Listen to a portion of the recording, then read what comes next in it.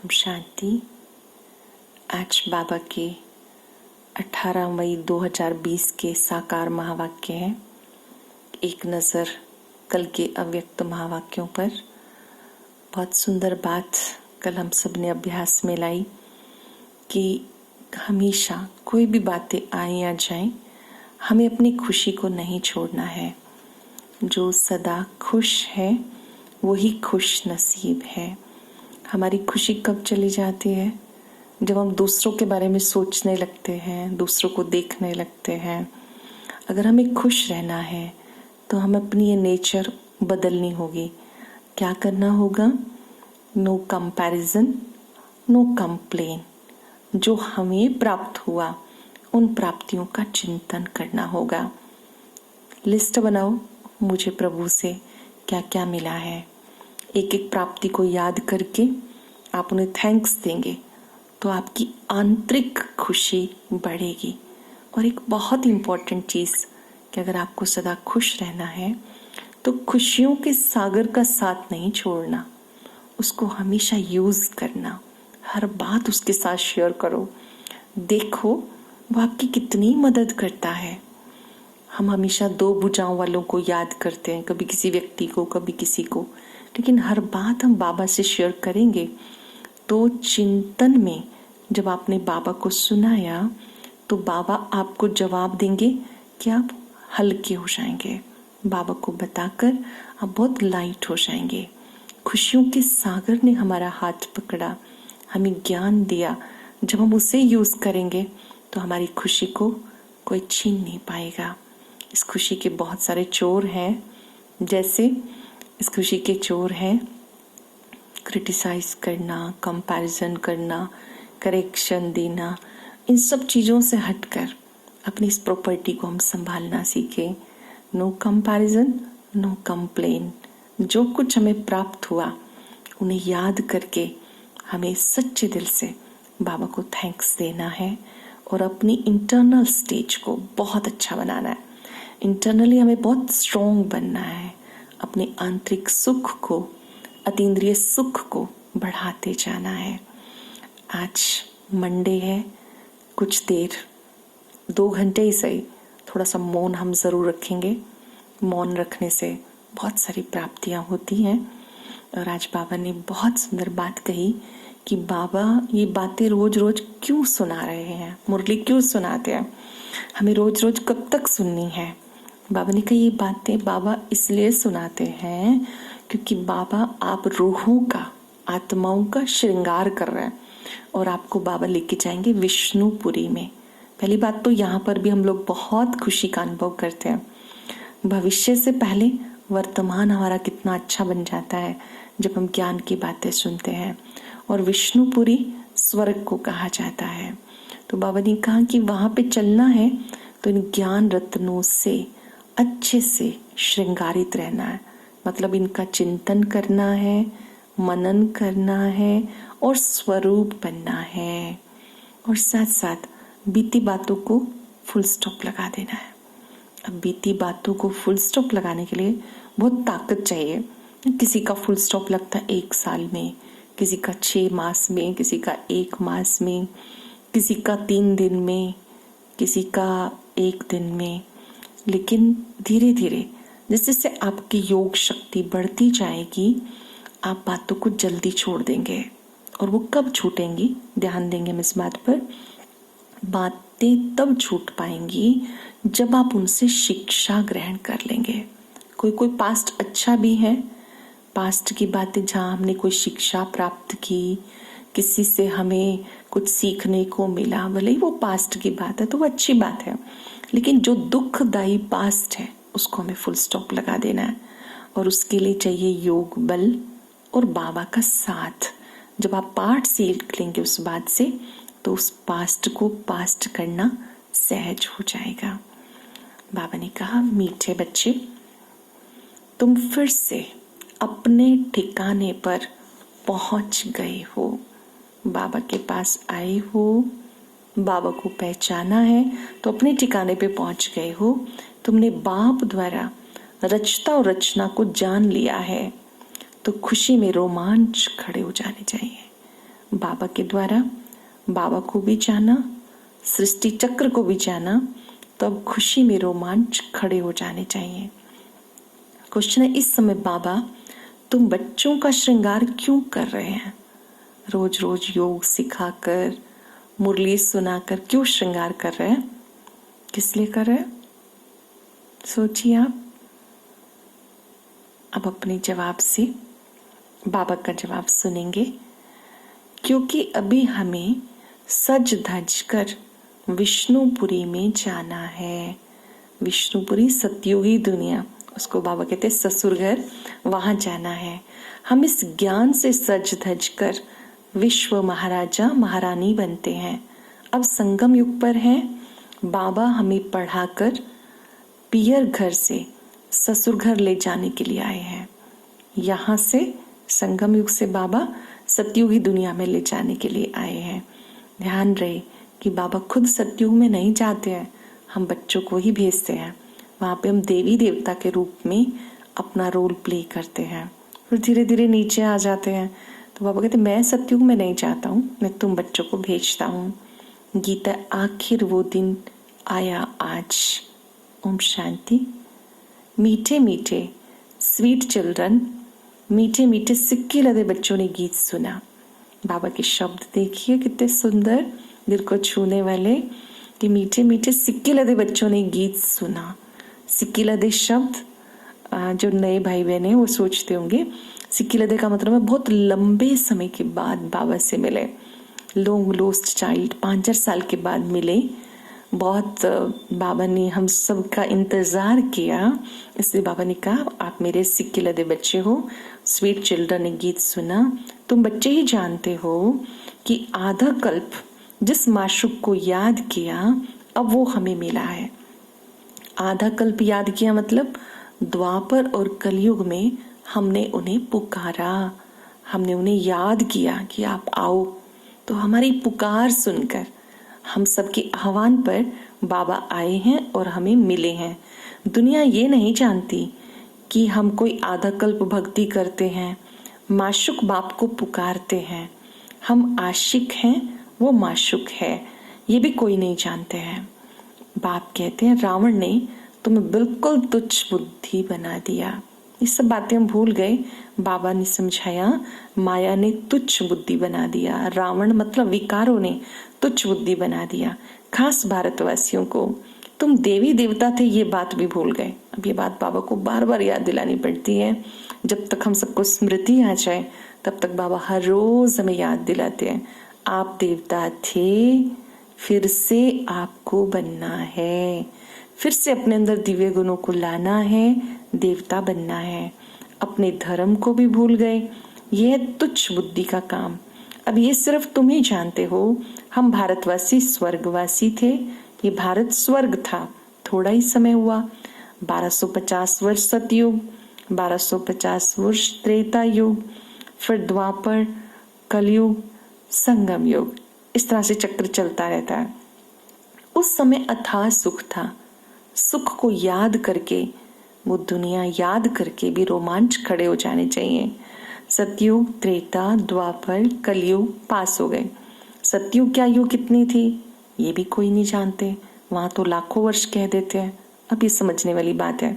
दुनिया में कह देते लाखों वर्ष। बाबा ने याद दिलाया कि चक्र 5-4 वर्ष का है। प्रत्येक युग की आयु 1250 वर्ष है। संगम युग छोटा सा युग है। अब बाबा के समझाते माया ने तुम्हें तुच्छ बुद्धि बना दिया। दुनिया में कोई भी अपने को तुच्छ बुद्धि नहीं समझते। तुम जानते हो हम कल तुच्छ बुद्धि थे, अब बाबा स्वच्छ बुद्धि बना रहे हैं। रोज रोज ज्ञान की बातें सुनते हैं तो हमारी मान्यताओं में परिवर्तन होता है, हमारे पुराने विकार दूर होते हैं, तो धीरे धीरे स्वच्छ बनते जा रहे हैं। आदि मध्य अंत को भी जान गए हैं। कल नहीं जानते थे, आज जाना है। जितना जितना जानते जाएंगे उतना खुशी में रोमांच खड़े हो जाएंगे। रोज रोज बाबा की बात सुनेंगे, बाबा के नजदीक आते जाएंगे, योग अच्छा लगना शुरू हो जाएगा। क्योंकि ये जो बाबा की बातें हैं ये हमें बहुत मदद करती हैं योग लगाने में। इन्हीं बातों का चिंतन करना ये भी योग होता है कि आज बाबा ने मुझे क्या क्या सुनाया, क्या क्या समझाया। बाबा ने कहा, तुम बच्चे जब ये बातें सुनते हो तो तुम्हारी खुशी में रोमांच खड़े हो जाने चाहिए। हम फिर से अपने ठिकाने पे पहुंच गए। बरोबर बाबा ने हमें स्वर्ग की राजाई दी थी, हमने गवा दी, अब फिर हम पावन बनने के लिए आ गए। हम पावन थे, धीरे धीरे पतित बन गए। आत्मा शरीर बदलती रही, आत्मा तो वही है, दिव्यता तो अंदर है, देवत्व छिपा हुआ है, फिर से देवता बनना है। तो उसके लिए बाबा कहते अब आप ठिकाने पर पहुंच गए हो। अब हमें निश्चय है कि बाबा ने हमारा हाथ पकड़ा है फिर से देवता बनाने के लिए। रावण राज्य में पावन तो कोई हो नहीं सकता। अब अपने दिल से पूछो, मैं बाबा को कितनी देर याद करता हूँ। हम ठिकाने पे पहुंच गए, बाबा ने हमारा हाथ पकड़ लिया, मैं कितनी देर बाबा को याद करता हूँ। अपने दिल से पूछो, मैं कितनी देर बाबा की याद में बैठता हूँ। पहली बात तो कितनी देर हम बैठते हैं, फिर बुद्धि कितनी देर टिकती है। अमृत वेले का समय बहुत अच्छा है। सवेरे अमृत वेले बैठ के ख्याल करो कि बाबा हमारा बाप भी है, टीचर भी है, सतगुरु भी है। अब तुम बच्चे जानते हो, जिसको हम याद करते हैं हे भगवान, वो हमें मिला है। जिसको आज तक कह रहे थे आ जाओ आ जाओ, अब हमें वो मिला है। तो हमें अंदर से कितनी खुशी होनी चाहिए कि कौन मुझे मिला। हम फिर से बेहद का वर्षा ले रहे हैं। वो है लौकिक बाप, ये है बेहद का बाप। हम सबके 3 पिता हैं। अब आपको नई सी बात लग रही होगी ये कि सबने सुना है कि एक तो लौकिक पिता और एक पारलौकिक पिता। हम सबके 3 पिता हैं। एक तो जिन्होंने हमें जन्म दिया वो लौकिक पिता, फिर पारलौकिक पिता सर्वात्माओं के पिता निराकार शिव बाबा, अलौकिक पिता ब्रह्मा बाबा जिनके द्वारा शिव बाबा ने ज्ञान दिया, उनको प्रजापिता ब्रह्मा कहते हैं। बाबा ने कहा तुम्हारा लौकिक बाप भी उस बेहद के बाप को याद करता है। हर पिता उस पारलौकिक पिता को याद करता है। तो बापों का बाप भी है, पतियों का पति भी है। बाबा संसार में जो पिता हैं मनुष्य आत्माओं के, उन सबके पिता हैं। तो बापों का बाप है, जो पति हैं उन पतियों का भी पति है, सर्वश्रेष्ठ है। ये भी भारतवासी भूल गए हैं कि कैसे आकर के वो बाप, टीचर, सतगुरु बनता है, कैसे वो धरती पर आता है, कैसे वो आके हम आत्माओं की पालना करता है, प्यार देता है, पढ़ाता है। कोई भी इस बात को नहीं जानते हैं, ये भी बाबा को खुद बताना होता। बाबा बाबा कहते रहते हैं लेकिन समझते ही नहीं, जानते ही नहीं। अब बाबा कहते तुम बच्चों ने पहचाना है। पहले भगवान कह के याद करते थे, अब बाबा कह के याद करते हैं और दिल से याद करते हैं कि वो मेरा पिता है। बाबा ने कहा बाबा जब आके तुम्हें पढ़ाते हैं तो इस पढ़ाई से, रोज रोज पढ़ने से आप देवी देवता बन जाते हो। तुम ही जानते हो कि हम सबको बाबा बादशाही देने के लिए आए हैं और अब संगम युग है। ज्ञान दाता एक ही है, पूरे विश्व की आत्माओं को ज्ञान देने वाला, सदगति देने वाला, सुख देने वाला, प्यार देने वाला एक है। उस पर निश्चय रखना है। बाप के सिवाय किसी भी मनुष्य को ज्ञान दाता, ज्ञान सागर नहीं कहेंगे। एक ही निराकार शिव बाबा जो ज्ञान का सागर है, शांति का सागर है, प्यार का सागर है, वही आकर सदगति देते हैं। तत्वों सहित सबकी सदगति हो जाती है। मनुष्यों के पास सदगति का ज्ञान नहीं है। इस समय सारी दुनिया तत्वों सहित तमो प्रधान है, उसमें रहने वाले भी तमो प्रधान है। नई दुनिया है सतयुग, उसमें रहने वाले भी देवता थे। फिर रावण ने जीत लिया, अब बाबा आए हैं।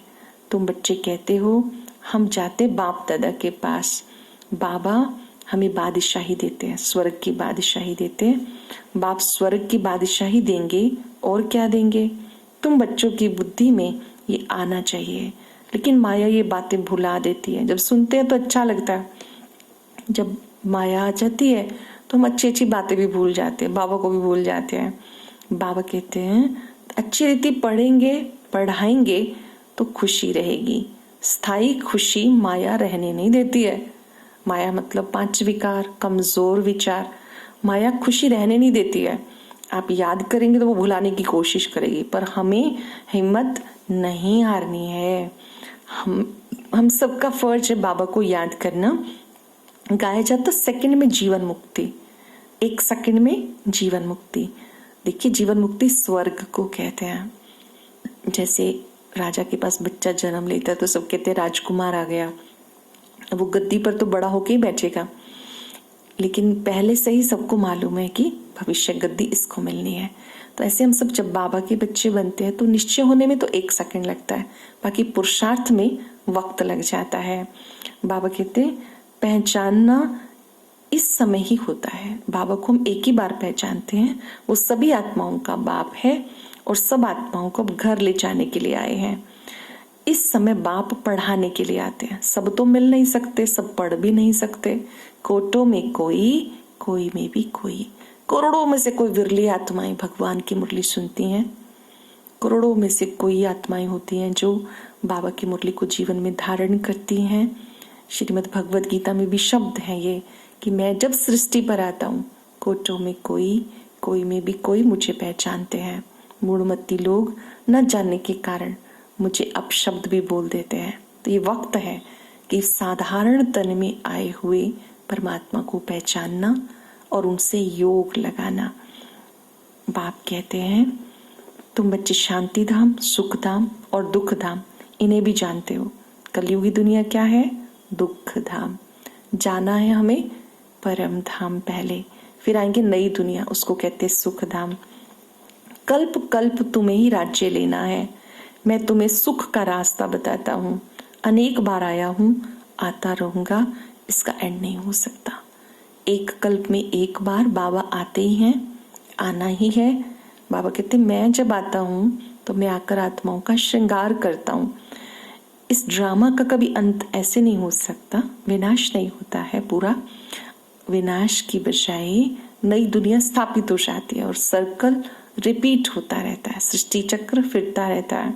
चक्र लगाकर तुम दुख धाम में आते हो, फिर मुझे आना होता है। अब तुम्हें स्मृति आई कि हमने ही 84 का चक्र लगाया। हम सब भूल गए हैं, बाबा को याद दिलाना पड़ता है। कई कहते याद रह जाना चाहिए। अगर सारी चीजें याद रहेंगी तो बहुत गड़बड़ हो जाएगी। कुछ बातों को भूल जाना अच्छा होता है। बाबा ने आकर के सारी चीजें हमें याद दिलाई, आप क्या थे, क्या बनना है। तो इस समय संगम पर याद करना जरूरी है। बाबा कहते मैं तुम्हें रचता और रचना का ज्ञान देता हूँ। तुम्हें कोई साधु संत नहीं पढ़ाते हैं, पढ़ाने वाला एक बाप है जिसको सब याद करते हैं। जिसे याद करते हैं जरूर कभी आया होगा। कहते प्रभु अखियां दर्शन की प्यासी, कभी दर्शन हुए हैं तो प्यास है ना आज भी। जिसको याद करते हैं जरूर कभी तो आएंगे। ये भी किसी को समझ नहीं है कि याद क्यों करते हैं, तो जरूर वो आते हैं और अब वो आया हुआ है। नई दुनिया में ले जाने के लिए बाप आते हैं।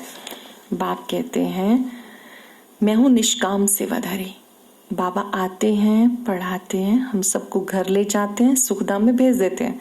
खुद सतयुग में नहीं आते हैं। बाबा कहते अगर मैं स्वर्ग में आऊं तो मुझे नरक में भी आना पड़ेगा। केवल एक ही है जो जन्म पुनर्जन्म से, सुख दुख से, पाप पुण्य से परे है, वो है निष्काम सेवाधारी। उसको उसके रिटर्न में कुछ चाहिए नहीं। मनुष्य कहते हैं हम फल की आश नहीं रखते हैं, निष्काम सेवा करते हैं, परंतु ऐसा होता नहीं। जैसे संस्कार ले जाते हैं उस अनुसार जन्म मिलता है, कर्म का फल तो अवश्य मिलता है। सन्यासी भी पुनर्जन्म गृहस्थियों के पास लेते हैं, फिर संस्कार के अनुसार सन्यास धर्म में चले जाते हैं। बाबा कहते हैं कई मनुष्य ब्रह्मा कुमार कुमारियों का नाम सुन के डर जाते हैं, समझते हैं यहाँ तो भाई बहन बनाते हैं। आप सबको भी कहना शुरू कर दिया होगा कि ब्रह्मा कुमार इसमें आपने जाना शुरू कर दिया, मुरली सुननी शुरू कर दी, अब तो आपको भी भाई बहन बनना होगा। बहुत से लोग डरते हैं। अब ये समझने वाली बात है कि भगवान आकर भाई बहन नहीं बनाते हैं, वो हमें याद दिलाते हैं हम सबका अविनाशी नाता, कि हम सब आत्मा रूप में भाई भाई हैं। तो हमारा एक दूसरे के साथ रूहानी प्यार, आत्मिक प्यार होना चाहिए, रूहानी दृष्टि होनी चाहिए। बाबा कहते डरने की बात नहीं है। हाँ, परमात्मा ने पवित्रता का हम सबको एक सुंदर सी बात सिखाई है कि पवित्र दुनिया में जाने के लिए पवित्र बनो, योगी बनो। तो पवित्र बनने के लिए युक्ति बहुत अच्छी है। कई मनुष्य सोचते हैं ब्रह्मा कुमार कुमारियां वहां जाने से तो डर जाते हैं, सोचते भाई बहन बनाते हैं। अरे प्रजापिता ब्रह्मा का बच्चा बनना तो अच्छा है ना। बीके ही तो स्वर्ग का वर्षा लेते हैं, बीके बनते हैं, जो भी बनते हैं वो स्वर्ग का वर्षा लेते हैं। अब तुम ले रहे हो, तुम बीके बने हो, दोनों ही कहते हैं हम बाबा के बच्चे हैं, भाई बहने हैं, भाई भाई हैं। शरीर का भान, विकार की बांस निकल जाती है। हम एक पिता के बच्चे, भाई भाई हैं, भाई बहने हैं, तो विकार में कैसे जा सकते? ये तो महापाप है। ये पवित्र रहने की युक्ति है। बाबा कहते प्रवृत्ति में रहते हुए पवित्र रहने का पुरुषार्थ करो, गर्भग्रस्त में रहो, क्योंकि हम पवित्र दुनिया में जा रहे हैं। तो वहां जाने के लिए इस व्रत का पालन करो, तो उस पवित्र दुनिया में जाएंगे तो उच्च पद मिलेगा। साक्षी होकर के अपने आप को देखना है। साक्षी होकर देखना मतलब बिल्कुल डिटैच होकर स्वयं के ऊपर एक नजर। साक्षी दृष्टा स्वयं को देखता है, समझता है, अपनी कमियों को ठीक करता है। साक्षी होकर के देखना है, टीचर को भी देखना है। इसने हमें पढ़ाया, हमको इसमें भी होशियार होना है। मार्जिन बहुत है, कोशिश करनी है ऊंच बनने की। मूल बात है तमो प्रधान से सतो प्रधान बनना है। ग्रस्त व्यवहार में रहते, बाबा को याद करते पावन बन जाना है। हमारा काम है बाबा को याद करना। याद करते करते आत्मा शुद्ध बनती जाती है, पवित्र बनती जाती है। इस पतित दुनिया में सब बुलाते हैं, यहाँ पतित है, इसमें दुख ही दुख है। सुख का राज्य कब था किसी को पता नहीं। दुख में कहते हे भगवान, हे राम, ये दुख क्यों दिया? अब भगवान तो किसी को दुख देते नहीं, रावण दुख देता है। बाबा तो किसी को दुख नहीं देते। अगर वो दुख देंगे तो उनका तो नाम दुख हरता सुख करता है, फिर वो कैसे सुख करता हो सकते हैं? अब तुम जानते हो हमारे राज्य में रावण होता ही नहीं, सतयुग त्रेता में 5 विकार होते ही नहीं। बाप कहते हैं ये पढ़ाई का समय है, अच्छी रीति पढ़ो, बाप को याद करो। बाप से हम वर्षा ले रहे हैं तो याद की यात्रा पक्की होनी चाहिए, ताकि अंत मते सोगति हो जाए। बाबा को याद करेंगे तो सदगति हो जाएगी। अच्छा मीठे मीठे सिक्के लदे बच्चों प्रति माता पिता बाप दादा का याद प्यार। Good morning. रूहानी बाप की रूहानी बच्चों को नमस्ते। रूहानी बच्चों की रूहानी बाप दादा को नमस्ते, गुड मॉर्निंग। शुक्रिया बाबा, शुक्रिया। धारणा के लिए सार। अब साइलेंस में बैठ के सोचिए आज मुझे बाबा की बात कौन सी बहुत अच्छी लगी जिसे मैं अपनाने के लिए तैयार हूं। सुनेंगे, नोट भी करेंगे। सवेरे सवेरे अमृत वेले उठ के ख्याल करना है कि बाबा हमारा बाप भी है, टीचर भी है, सतगुरु भी है। अमृत वेले बाबा से हम क्या क्या कर सकते हैं? रूहान कर सकते हैं, मतलब बातचीत कर सकते हैं, मन की लेन देन कर सकते हैं, जो मन में आ रहा है शेयरिंग कर सकते हैं, थैंक्स कर सकते हैं, प्राप्तियों के लिए धन्यवाद दे सकते हैं। याद करना है कि बाबा हमारा बाप टीचर सतगुरु है। वो आया है ज्ञान रत्नों से श्रृंगार करने। वो बापों का बाप भी है, पतियों का पति भी है। ऐसे अपार खुशी में रहना है। ज्ञान का चिंतन होगा तो खुशी में रहेंगे। हर एक के पुरुषार्थ को साक्षी होकर देखना है। तमो प्रधान से सतो प्रधान बनना है। अपने आप को भी देखना है, मेरा क्या पद होगा। वरदान है संगम युग पर प्रत्यक्ष फल द्वारा शक्तिशाली बनने वाली समर्थ आत्मा भव। संगम युग पर जो आत्माएं बेहद सेवा के निमित्त बनती हैं, उन्हें निमित्त बनने का प्रत्यक्ष फल शक्ति की प्राप्ति होती है। संगम पर जब हम सेवा करते हैं, सेवा का प्रत्यक्ष फल शक्ति की प्राप्ति होती है। ये प्रत्यक्ष फल श्रेष्ठ युग का फल है। ऐसा फल खाने वाली शक्तिशाली आत्मा किसी भी परिस्थिति में सहज ही विजय पा लेती है। शक्तिशाली आत्मा कभी हलचल में नहीं आएगी, बल्कि वो सहज ही विजय पा लेती है परिस्थितियों पर। वह समर्थ बाप के साथ होने के कारण व्यर्थ से सहज ही मुक्त हो जाती है। जहरीले सांप समान परिस्थिति पर भी उसकी विजय हो जाती है। जहरीले सांप समान परिस्थिति पर बड़े से बड़ी परिस्थिति पर भी उनकी जीत हो जाती है, क्योंकि बाबा साथ हैं। इसलिए यादगार में दिखाते हैं श्री कृष्ण ने सर्प के सिर पर डांस किया। शास्त्रों में यादगार है कि उन्होंने सर्प पर भी डांस किया। ऐसे तो सर्प पे खड़े होकर करना मुश्किल है। ये सिंबॉलिक है, प्रतीकात्मक है कि बाबा की याद से जहरीले सांप जितनी परिस्थितियों पर भी आप विजयी बन जाएंगे, आपका मन सदा प्रसन्न रहेगा। बहुत सुंदर स्लोगन है। पास विद ऑनर बनकर पास्ट को पास्ट करो, बाबा के पास रहो। जो बीत चुका, बीती बातों को फुल स्टॉप लगा दो। ये इम्पोर्टेंट बात है। जब तक पास्ट को फुल स्टॉप नहीं लगाया, वर्तमान का आनंद नहीं ले पाते। और उसके लिए बाबा के पास रहो, बाबा के साथ रहो। अभी 3 मिनट के लिए एकाग्र हो जाएंगे। मैं समर्थ आत्मा हूं, शक्तिशाली आत्मा हूं।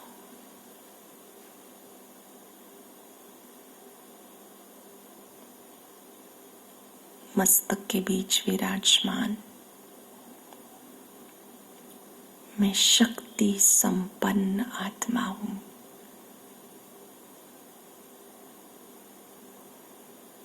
स्वयं सर्वशक्तिवान ने मुझे शक्ति दी है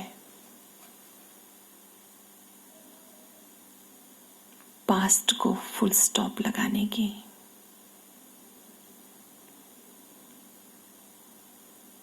जो बीता उससे मैंने क्या सीखा,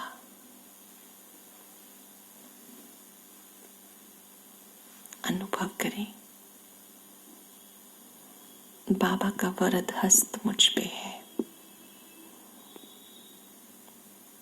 उनकी शक्तियों से मेरी शक्ति बढ़ती जा रही है फुल स्टॉप लगाने की। जैसे आप सूर्य के सामने खड़े होते हैं, बाबा की शक्तियों को अपने में आता देखें। मैं शक्तिशाली आत्मा हूं।